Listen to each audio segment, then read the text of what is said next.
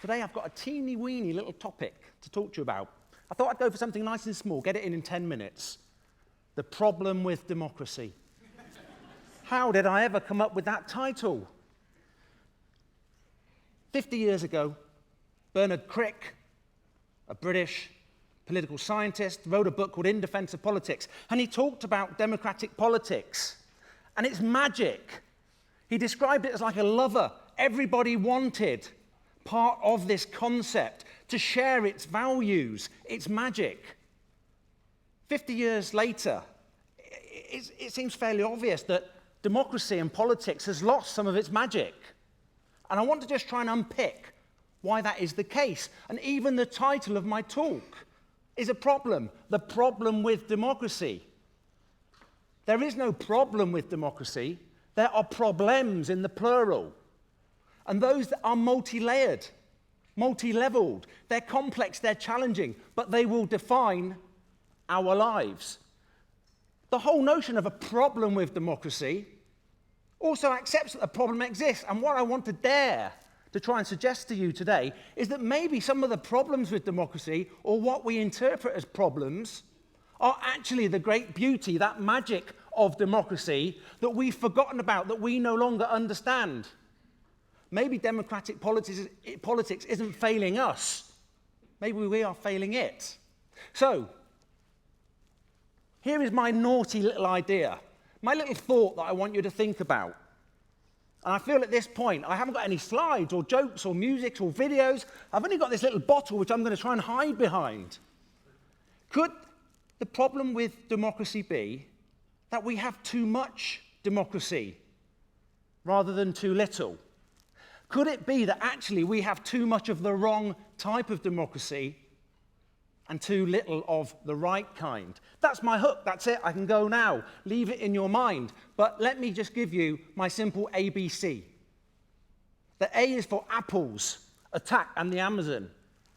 B is for bananas. I added the fruit just to make it sound good, by the way. I'm not talking about apples or bananas. But the B is for bananas and benefits and butchery. And the C is for cucumbers, for calming the storm, and for compromise. Taken together, that ABC allows me to introduce this idea, this naughty idea in my head, that maybe we have too much, not too little democracy today. So let me start. The A is for attack. What we have today is attack politics. It is shallow, it's aggressive, it's deconstructive. The role of governments is rarely to govern, it is to survive. The role of opposition isn't to question, it is to attack. Is it any wonder we all turn away in increasing numbers and don't want to play that game? But it's too obvious to say attack politics, because we know that. There's a deeper issue going on, and this is what I call Amazonian politics.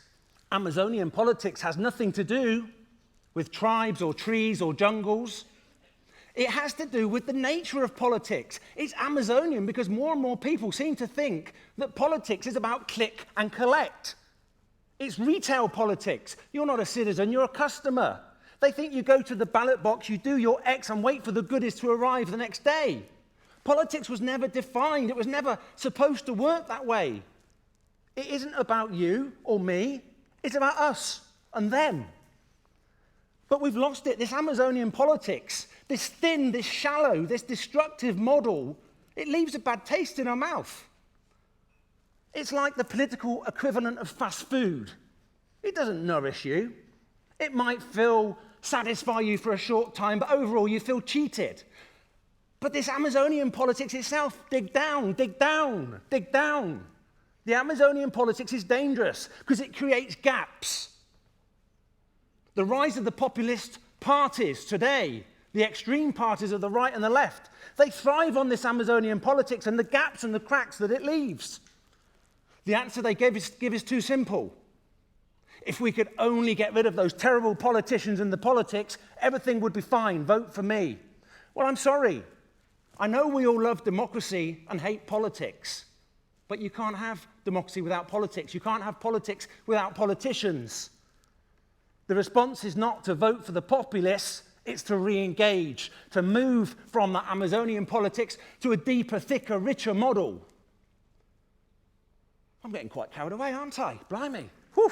So let me move from my A to my B, to my bananas, to my benefits.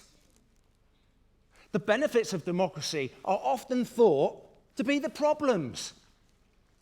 Democratic politics is slow, and it's messy, and it can be hard to understand. It doesn't always deliver the right answers, because there are no right answers to complex problems. It's messy because life is messy.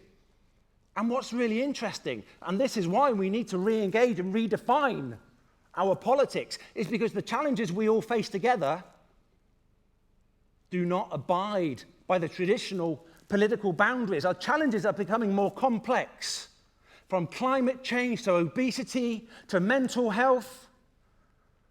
These are challenges that we cannot respond to as individuals, but only together. But the benefits of democracy, that slowness, that listening, that emphasis on compromise, is not a failure of democracy. It's the beauty of democracy. And let me turn it round and twist it one little bit. Could it be, if politics has a problem or if it's failing, that it's too easy to blame the politicians? Could it be that actually the public are to blame? Because I can't help but think sometimes the public are fickle. They want pain-free solutions to complex problems when none exist. They don't want politicians, they want supermen and superwomen who will come and find that magic wand, that technological fix, that pain-free solutions to the problems we all face when none exist. The challenges are great, but we will only get there if we redefine and understand what politics is about. And if you think of the benefits of politics are massive. It's everyday politics. It's electricity, it's clean water, it's living, it's police, it's healthcare.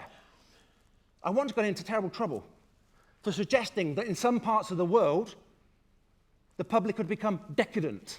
They no longer understood or realized or valued what democracy gave them. And I have a D with my A, B, and C, and my D is about default. I am not arguing to keep what we have and shouldn't we all be grateful. Quite the opposite. I'm arguing for a redefinition of how we live our lives, but one that understands what we have and how to move forward, rather than the risks that we will move towards an anti-political, the fashion at the moment. Just get rid of the politics, get rid of the politicians, and things will be fine. The benefits of democracy are all around. They are not perfect, but every day, hundreds and thousands of people risk their lives and die crossing boundaries in order to try to get to those democratic regimes. And that brings me to the B of butchery. That if you've ever been to a country that is not a democracy and see what people have to live through and put up with, the butchery, the barbarism, the fierce society, when you come back, you sometimes have a different understanding of what we have, and that democracy is possibly more fragile than we understand. And another thing, a broad thing, a global thing, that globally democracy is the exception rather than the rule. Most people in the world do not enjoy the benefits of democracy. The whole idea of coverage brings me to my C. The attack politics, the Amazonian politics, creates a perpetual swirl of emotion. We need to somehow calm the storm. We need to understand that the way to rebuild democracy is about commitment and compromise. I even wonder, and this takes me back to hyper-democracy, the idea that maybe we have too much rather than too less.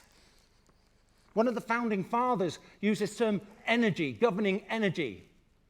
That actually, if you elect somebody into office, you have to give them the capacity to make decisions and rule. Democracy is about a balance between holding people to account and letting them get on with governing. I sometimes worry, I know it's a terrible thought, that maybe the hyper-democracy in which we live, the rise of the watchdogs, the scrutineers, 24/7 media, the increasing role of the courts, freedom of information. Has anybody noticed that at a time when we have more democracy than we've ever had before, there are more discontented Democrats than satisfied Democrats. I'm not arguing in favour of an insensitive political system, but could it be that politicians have become too sensitive, hypersensitive to trying to listen to the demands of the people, too attuned to the latest Twitter feed or tweets, the front page of the Australian or the Washington Post, too scared to make those decisions that actually need to be made? Have we lost, as it were, a degree of balance? Which brings me back to my default, that I'm not arguing to accept what we've got, but I'm arguing for a redefinition of politics. That brings me to the E, which is the end. I have no time, but the E is for engagement. That we need people to understand that voting matters because it is a form of public pressure. Not the form, not the only form, but you can engage in a whole range of varieties. The problem we face around the world today is that large parts of society, the poor and the young, are disengaging. They're not engaging. And I can understand that. My argument is, though, that even if you're not interested in politics, politics is interested in you. It will define your life. That's my nasty little thought, my nasty little idea. Maybe the problem with democracy as we live it today is not that we have too little democracy, but actually we have too much. Too much of the shallow, adversarial, cosmetic, nothingless politics, and too little of the deeper, richer forms of politics that we can really accept and drive forward in the future. That brings me to my final E and to the end.